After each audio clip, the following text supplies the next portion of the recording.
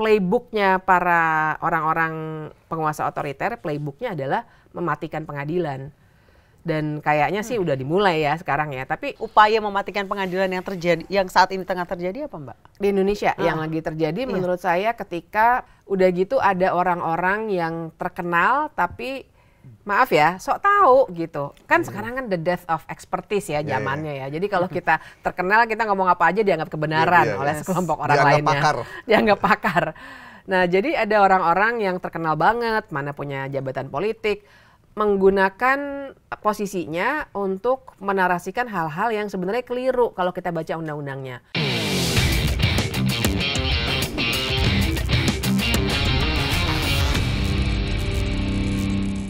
Nah Mbak, balik lagi ke soal amnesti dan abolisi itu. Keputusan terhadap Hasto Kristianto dan Tom Lembong, itu berarti amnesti dan abolisi pertama untuk kasus korupsi Mbak? Ya, untuk kasus korupsi. Di dunia Mbak? Kalau di dunia saya nggak tahu ya, sebenarnya belum pernah riset sih. Tapi kalau di Indonesia pertama kali. Kenapa pertama kali? Karena biasanya tuh yang tadi saya cerita itu privilege-nya presiden itu untuk mengampuni, sangat politis. Itu biasanya tujuannya itu tujuan bangsa gitu. Maksudnya kayak misalnya amnesti pernah diberikan kepada mantan pejuang GAM. Karena mau ada perdamaian di Aceh. Atau siapa dulu yang Timor Leste? Ya, Sanana Gusmao. Sanana Gusmao. Terus 98 juga tahanan politik zaman Soeharto dikasih amnesti. Jadi memang tujuannya tuh benar-benar untuk negara ini biar rekonsiliasi segala macam. Jadi belum pernah dikasih untuk kasus korupsi. Biasanya untuk kasus pokoknya politik, untuk for the greater good gitu ya tujuannya. Nggak mungkin Pak Prabowo kasih amnesti pepesan kosong, kan nggak mungkin ya. Pasti dia punya sesuatu dong. Oke, saya kasih amnesti buat Hasto, tapi ada ini Mas, ini, gitu. Katanya semangatnya adalah rekonsiliasi. Apa yang perlu direkonsiliasikan dari sebuah kasus korupsi? Saya juga nggak happy dengan istilah itu. Dan menurut saya mesti kita angkat sih. Karena persis rekonsiliasi, situasi apa sih yang sekarang tengah terjadi? Memang ada perang saudara di sini? Nggak ada. Justru Indonesia menurut saya ya. Nggak ada kan? Selain galau-galaunya netizen di Instagram. Pertumbuhan ekonomi aja tinggi. Tapi kan, angka kemiskinan turun. Tapi kan Pak Prabowo pengen harmoni. Nah itu. Pak Prabowo merasa kalau PDIP tidak masuk, itu masih ada selilit.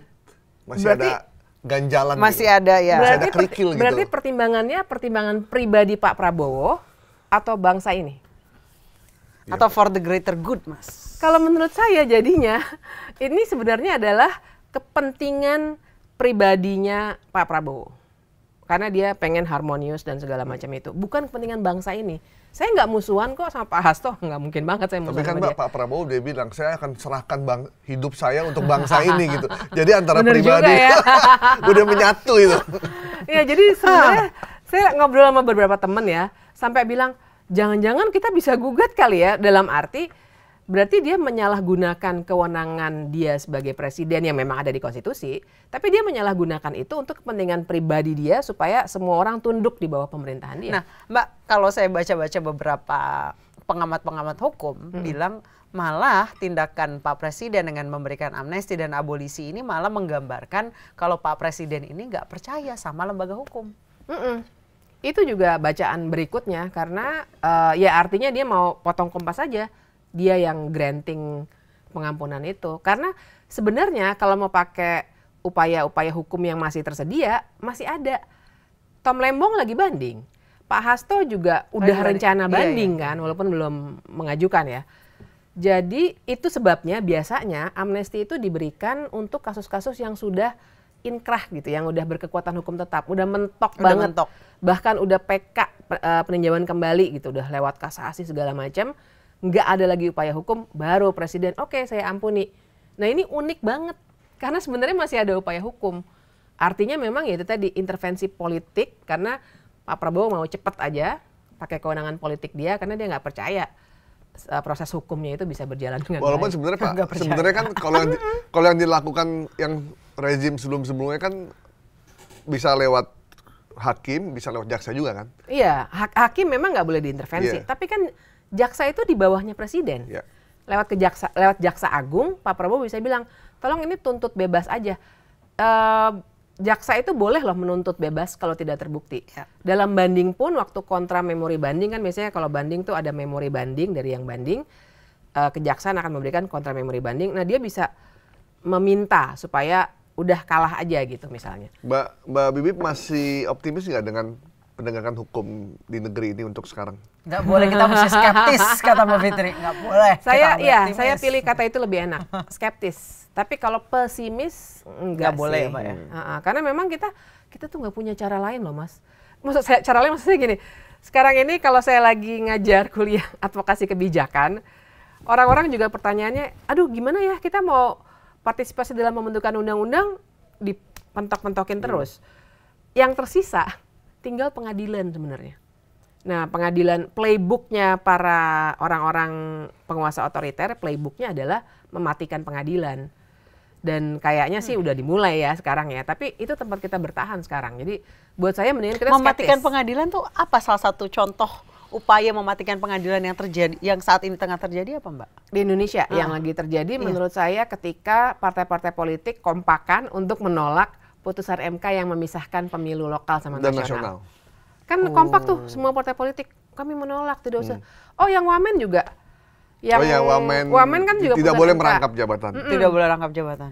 Kan beberapa orang, Pak Ahmad Muzani bahkan MPR padahal gitu ya, bukan pemerintah. Dia juga bilang, itu bisa diabaikan putusan MK. Nah ketika lembaga-lembaga negara sudah mengabaikan putusan pengadilan, MA ke MK apalagi, maka sebenarnya negara hukum tuh udah runtuh gitu.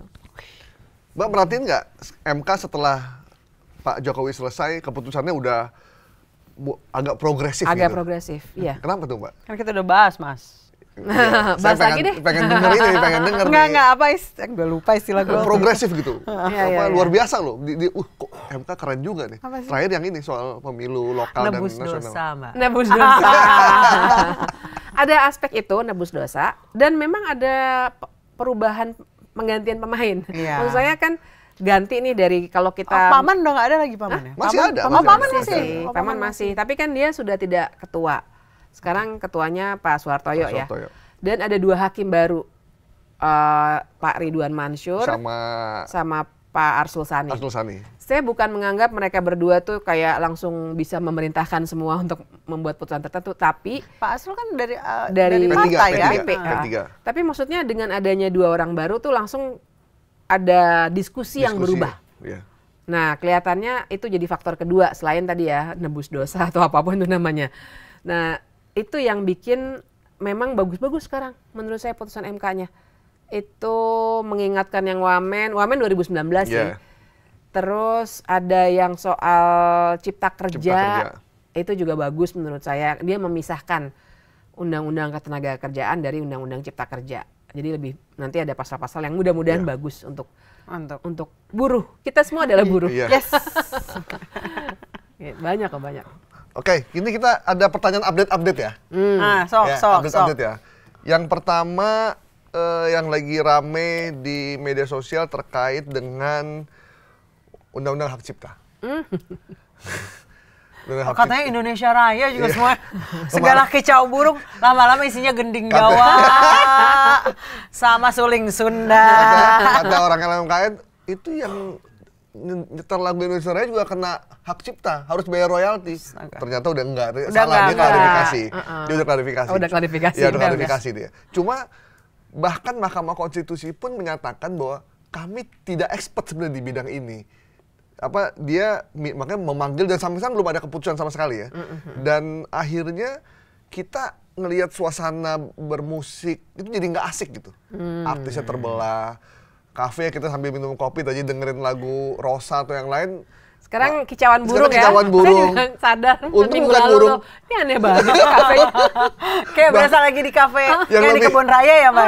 Yang lebih mengerikan lagi katanya kicauan burung pun kena royalti katanya. Lalu ada yang bilang sejak kapan Anda menciptakan suara burung? Itu ada klarifikasi juga kan dari expert juga. Nah, ini sebenarnya gimana sih Mbak?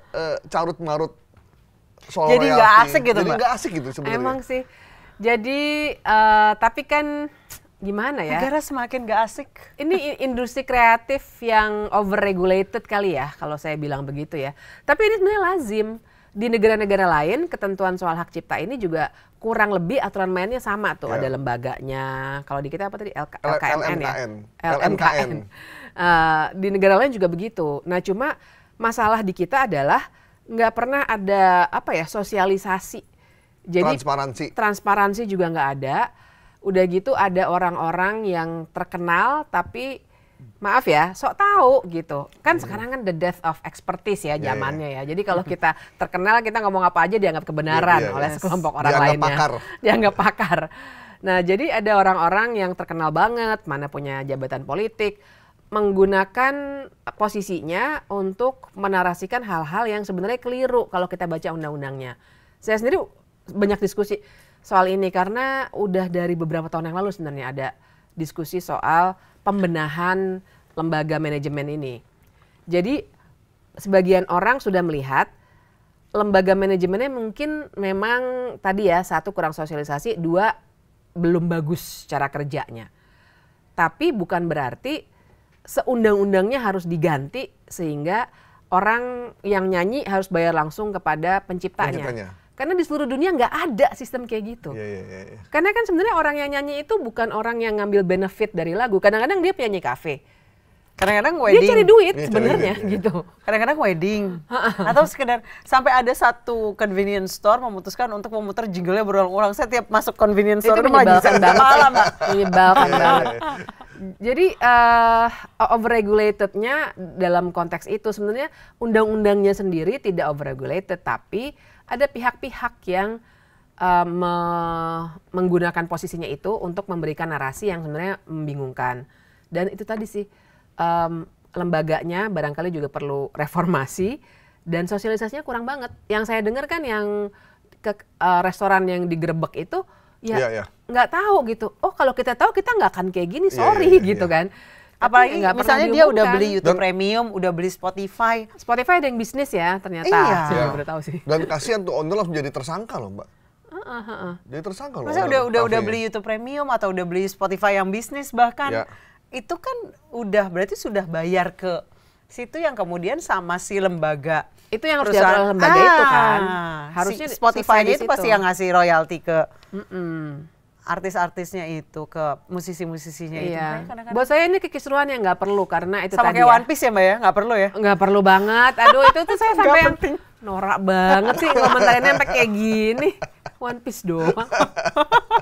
Heran.